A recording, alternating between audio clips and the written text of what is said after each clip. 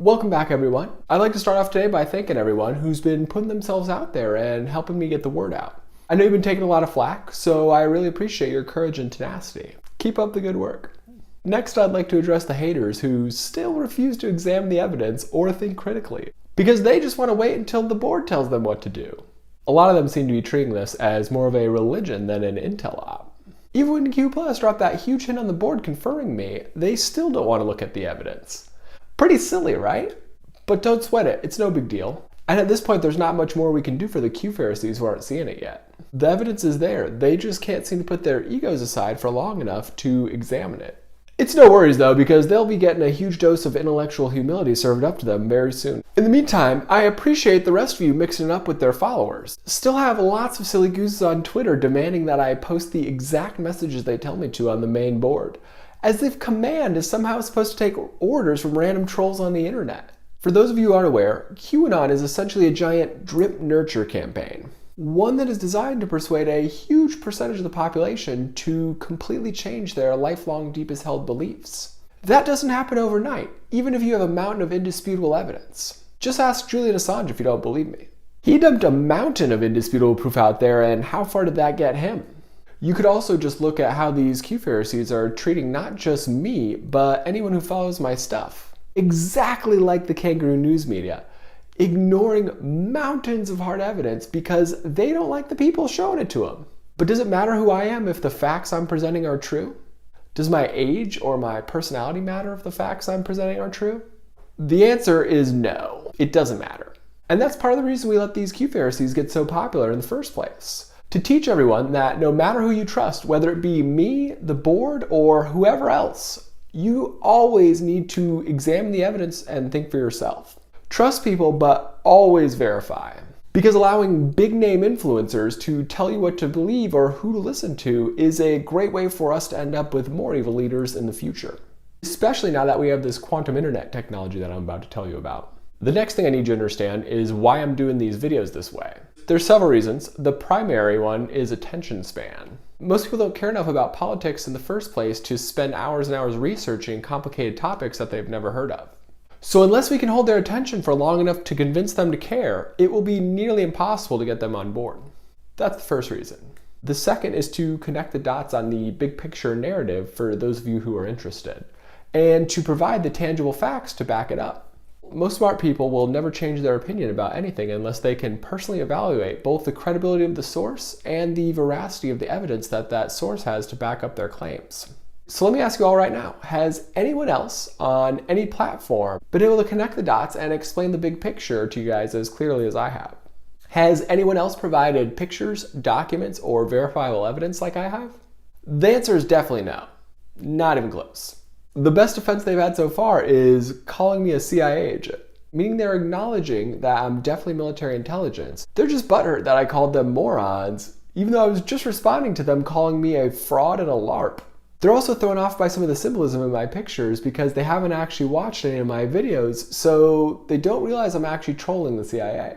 Like this picture in Belize with my Illuminati eye, something I used to troll Queen Satan while visiting one of her American colonies called Belize. And this one when I new command trolled the Royal Death Racket with one of those gay-ass owl symbols they love so much.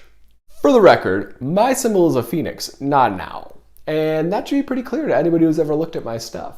So nothing we can really do for the haters at this point besides keep showing them the evidence and hope that they'll eventually look at it.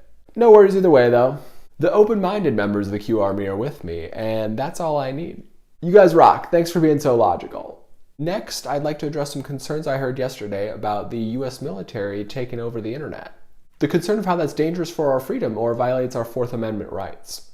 Understand those are definitely valid concerns, but in this case not necessarily informed ones. Because our Fourth Amendment rights have been non-existent for decades. Since World War II, all of our phone calls and electronic communications have been monitored by Team Satan, and recorded, and used illegally. And since then, that has pretty much never stopped. So our Fourth Amendment rights are kind of a joke at this point.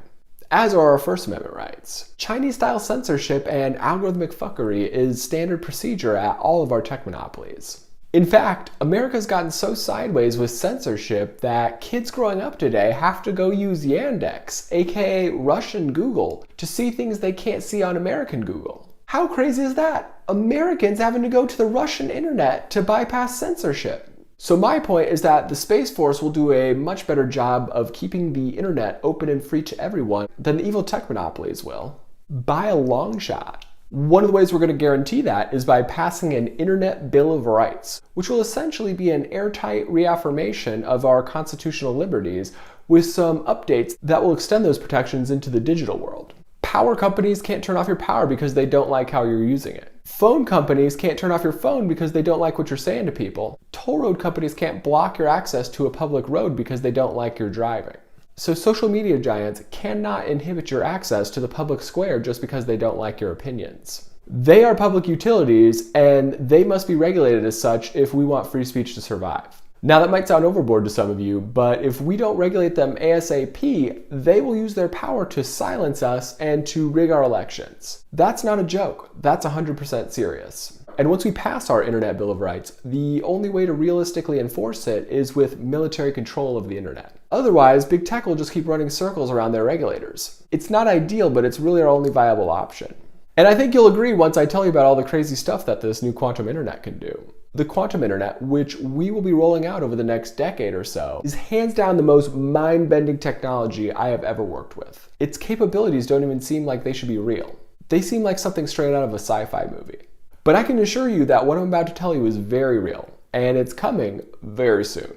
In the past, quantum internet has been referred to as ETI, or extraterrestrial intelligence, because it enables zero latency wireless communication with anywhere in space or time. Meaning I could use it to Skype someone in another solar system, or I could use it to remote control one of those avatar bodies on a planet that's 100 million light years away from here with no lag whatsoever. Pretty spooky, right? The quantum internet can also wirelessly interface with brains of any species, anywhere, at any point in time. Past, present, or future. So it can be used to look through my eyes, your eyes, or anybody else's eyes. And not just right now, but at any point in time. Even back when you were a baby. It can also be used to look through JFK's eyes in the 60s, or Julius Caesar's eyes in ancient Rome, or a bird at the park's eyes, or a fly on the wall's eyes. It's pretty much a direct wireless connection into any brain, anywhere, at any point in time. Pretty spooky stuff, right? And that's not even the spookiest part. The quantum internet can also be used to read all your thoughts, memories, and feelings. It can also write thoughts, memories, and feelings straight into your head.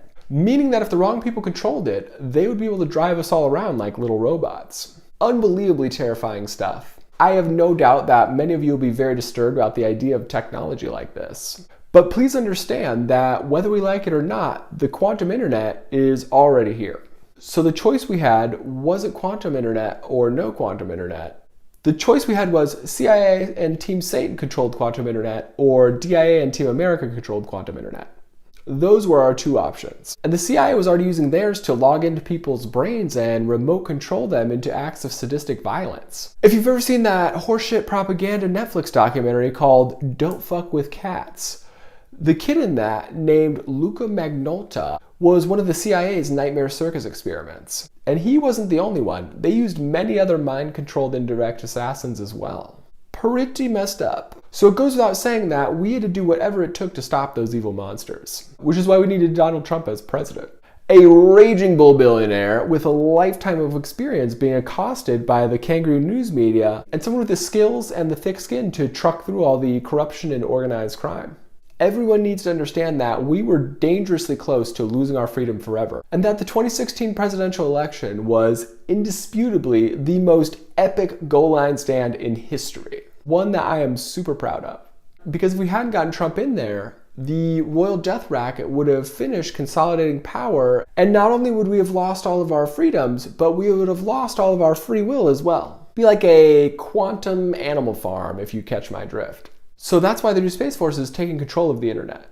Because the only alternative is evil corporations who don't give a rat's ass about our privacy or constitutional rights. Corporations who are already running wild, stealing our data, stalking our locations, and even eavesdropping on our offline conversations, all so they can feed us targeted ads. Now imagine if those corporations had direct access into your brain. Like they could read all of your private thoughts and send you targeted advertisements based on things you've never searched for or talked about out loud. Wouldn't that be terrible? Now imagine if they could beam their ads straight into your brain and you didn't have the power to stop them. That would be an absolute nightmare, wouldn't it? Wouldn't that be nearly impossible to rein in after it was unleashed? That's why we've had to take such extreme measures during this military intelligence operation. Because this isn't just about the future of the United States. This is about the future of the entire world and the entire human race. It's about preventing our last step into 1,000 years of darkness. And it's about clawing back our future from this fanatical satanic cabal that we've been ruled by. Using the military to seize control of the internet like this feels very yucky. Trust me, I know, and I hate it too. But this was the only way to save our planet from the apocalyptic cataclysms we had flying at us like missiles. So hopefully you all can try to understand that and not hold it against me. Because all I'm trying to do here is make sure that we all don't die. So that's a bit about the quantum internet. That's all for today. Have a great day, and I'll see you guys next time.